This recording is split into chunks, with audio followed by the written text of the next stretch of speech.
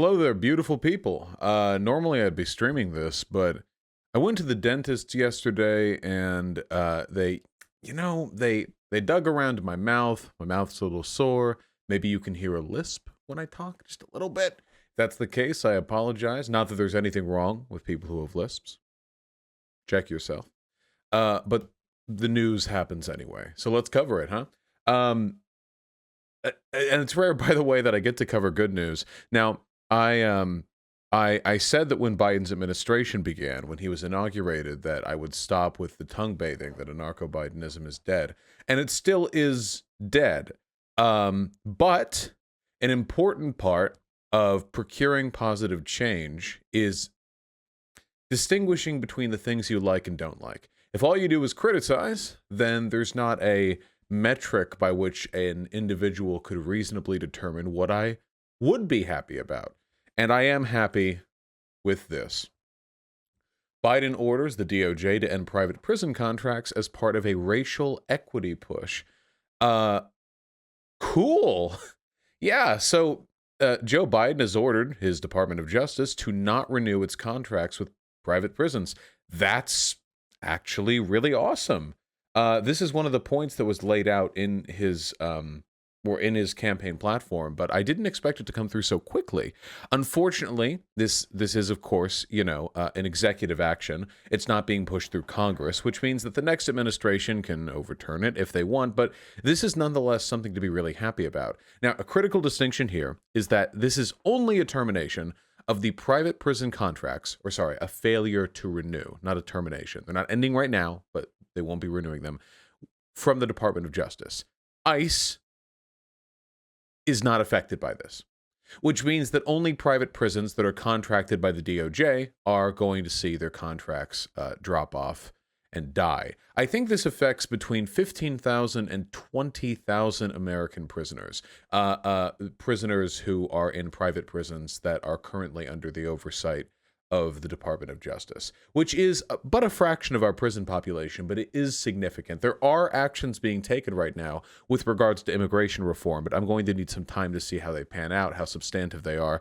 The reason why I'm really happy about this, even though I'm, again, like it not affecting ICE, we'll see how that runs down the line, because that fits more under immigration than it would like just exclusively Justice Department stuff, obviously, Department of Justice. The reason why I'm happy about this is because private prisons were invented by Satan. There is no defense for private prisons, period, flat out, end of conversation right there. None.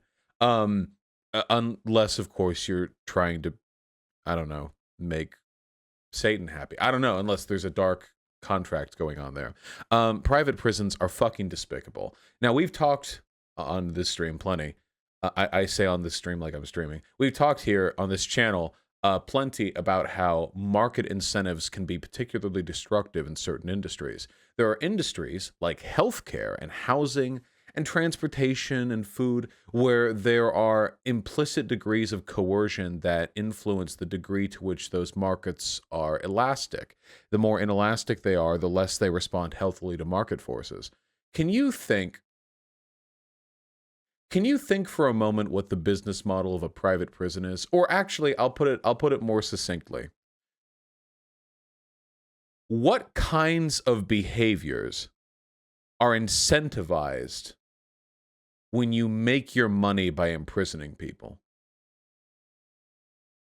If you look back at the history of private prisons in this country, the instances of cops and mayors working with private prisons to maybe get a few more people arrested so they can, meet some quotas, make some moolah, or the instances of prisoners being fed food with maggots in it because they go to the lowest bidder with regards to pretty much every living need provided to the prisoners that are housed at those facilities, to private prisons. Actually, if I remember correctly, private prisons and their lobbies are one of the most aggressive advocates against marijuana legalization, because hey, if people are getting arrested for marijuana, then that's more people to get into the private prisons. America has the largest prison population in the world by a long shot, and that's in raw numbers too, not per capita. China's got what, 4 times as many people as us, and we still beat them out.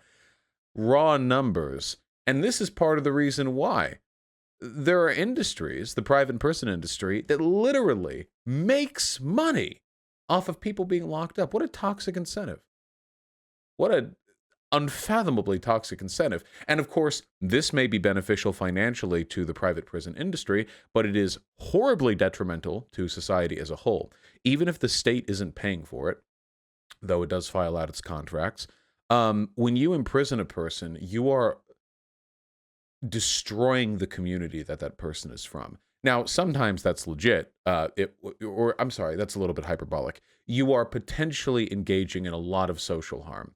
Now, sometimes that's fine. If you lock up a murderer, okay, the society can do without. I usually imagine serial killer.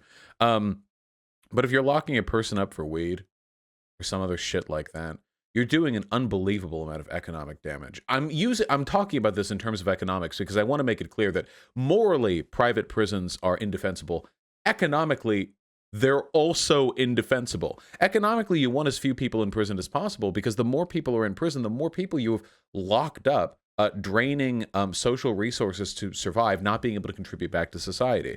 Some people argue you get your dividends back because the closest thing we have to legal slave labor here in the United States is having prisoners do shit for basically no money. You know, we had prisoners fighting fires in California, which is disgusting. They're prisoners. I want just imagine that headline in a vacuum. Yeah. Oh, California was burning, so they sent prisoners out in shoddy equipment to go fight. It's like the modern day equivalent of like war slaves, where you capture, enemy combatants and you have them fight on the front lines in the next battle, so that if you take casualties, they're not your own, they're the enemies. They're just prisoners. It's basically the modern day equivalent of that logic. It's pretty fucking despicable. It's just bad. Private prisons are just bad. And I really hope that Biden's upcoming efforts to tackle immigration reform in this country are substantive enough to address the 200 or so, I think, ICE detention facilities, some of which are private and just run by ICE, or ICE manages their intake. That would be just fucking fantastic. There is just no excuse for private prisons. Just none. It's just such an objectively terrible fucking thing. So yeah, good. I'm glad this is happening. Yeah, please. It's hopefully. Yeah. Oh yeah, here's some other things that are being thrown out here. Other executive actions. A presidential memorandum directing the Department of Housing and Urban Development to examine the effects of Trump administration's regulatory actions that undermined fair housing policies and laws. That's pretty fantastic, I think. This will ideally go a long way towards uncovering some of the damage done by the Trump administration. An executive order pushing federal agencies to regularly and meaningfully engage with tribal governments. I imagine that's good. I imagine engage with means talk to. This isn't like a euphemism for death squads or anything. And an executive memorandum directing the Health and Human Services Department and Biden's COVID Health Equity Task Force to consider issuing best practices for advancing cultural competency. Sorry, I almost said complacency. And sensitivity towards Asian Americans and Pacific Islanders as part of its COVID response efforts. That's interesting.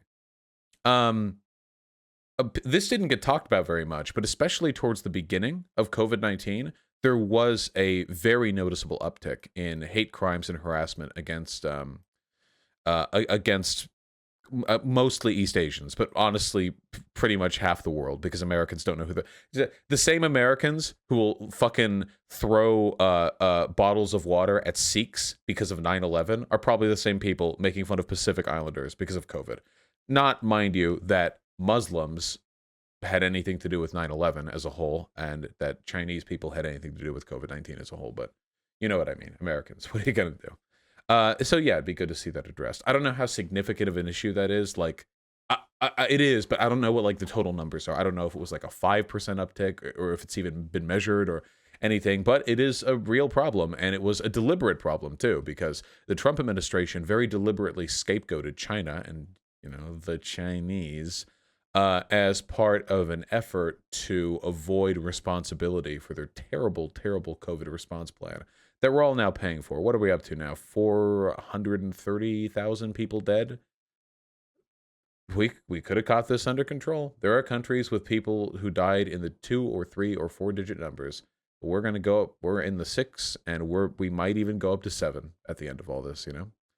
No, it's not a COVID segment. All right, cut, go, get out.